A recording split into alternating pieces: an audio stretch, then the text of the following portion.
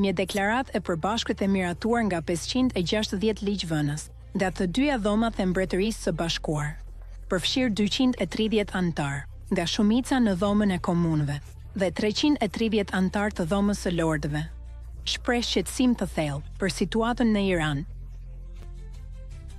Kriza e të drejtave të njerëzit në Iran vazhdon të përkeqësohet, me mbi 1.000 ekzekutime, vetëm në vitin 2024. Ligji i jashtëquajtur i regjimit për hijabin dhe ndershmërinë detyron mbajtjen e hijabit, shtyp gratë që udhëheqin protestën dhe lëvizjen e rezistencës, dhe synon të parandalojë kryengritjet e ardhshme.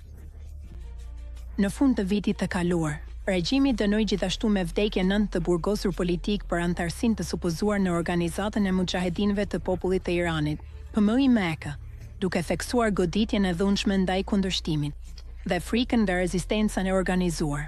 Këto veprime nxjerrin në pa të shpërimin e Teheranit, veçanërisht pas rrëmja e ndikimit të Hezbollahut dhe përmbysja e diktatorit sirian, i kanë dhënë goditje të rënda strategjisë së tij të mbijetesës.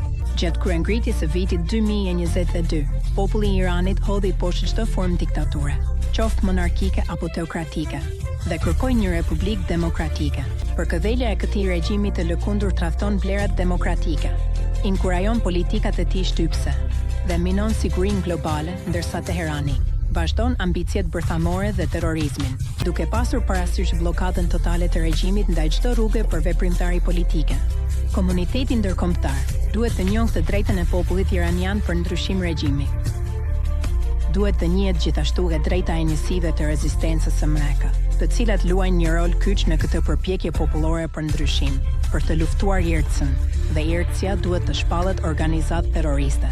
Opozita iraniane, me platformën e saj demokratike dhe planin me 10 pika të propozuar nga zonja Mariam Rajavi, presidentja e zgjedhur e Këshillit Kombëtar të Rezistencës së Iranit, në Sarbi, bën thirrje për solidaritet kombëtar dhe ofron një udhërrëfyes për t'i dhënë fund diktaturës fetare dhe për të transferuar sovranitetin te përfaqësuesit e popullit.